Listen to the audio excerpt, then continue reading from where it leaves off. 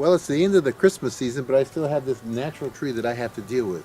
For those of you who have artificial trees, all you have to do is put those back in the box and put them in the attic or in the garage.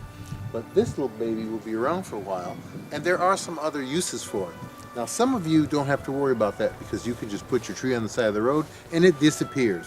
It may end up in a landfill, it may be chopped up for mulch and spread in parks, but you don't have to be concerned too much about it. Some people like to take it out in the country and just dump it on the side of the road.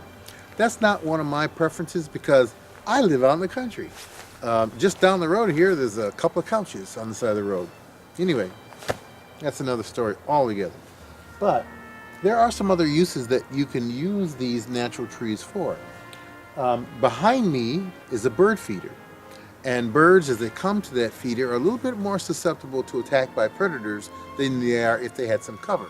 So what I will do this year is I will put this tree next to the bird feeder so that the birds have a little place to go in the event that they need to get away from a predator. And that includes cats. It makes it a little bit more difficult for a cat to get a bird if he's around the feeder and he can just retreat into the tree, whether he's feeding on the ground or feeding up on the feeder itself. But also, if the weather's really nasty, this gives them a little protection from the wind. So this is a good use for this particular tree. Now, firs, true firs like this concolor fir, will hold their needles for a long period of time. Since I cut this in my backyard and I kept it fairly well watered in the house, it probably won't start losing its seriously losing needles until about February, maybe even March. So this will give the birds cover for quite some time. But if you have some of the short needle trees, like a white spruce, for instance, or Norway spruce, then those needles are going to fall much more quickly, and it's not going to look as nice. When I put this in the front yard, it'll look like a tree that's been naturally growing there. So when the needles fall off, I can still use the tree for other things. I can cut off all of these branches, and then I can use the central trunk as a stake for, say, green beans that need to have support. And over the years when you're doing this, you'll collect quite a few of these, and one a year hopefully. But you can store them for years, and as long as they're kept dry, they won't rot as quickly as they would if they're just sitting out in the weather. So you can use those for supports for flowers like morning glories or whatever you want. I think it's kind of cool. So we're getting a lot of different uses out of this tree.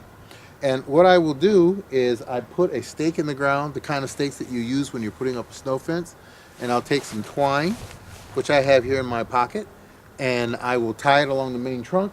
It's better to use longer zip ties because it's much faster, and you zip tie it to the trunk, and then that'll hold the tree in place, even in a pretty good wind, because that stake is driven down far enough in the ground to where I don't have to be concerned about it, and you'll have some pretty good support for the birds. Now, I don't have any twist ties, so I'm just going to have to use this twine that I found in the garage. It may not be as good, but next time I go to Home Depot or Lowe's or Menards or some of those places, I'll buy some twist ties and reinforce it. So I'll put about 3 twist ties, one at the bottom, one in the middle, one at the top, and this will support this tree very nicely, and it's a great place for the birds to have a little cover. So this is another way that you can use your Christmas tree, and that's my tips for today.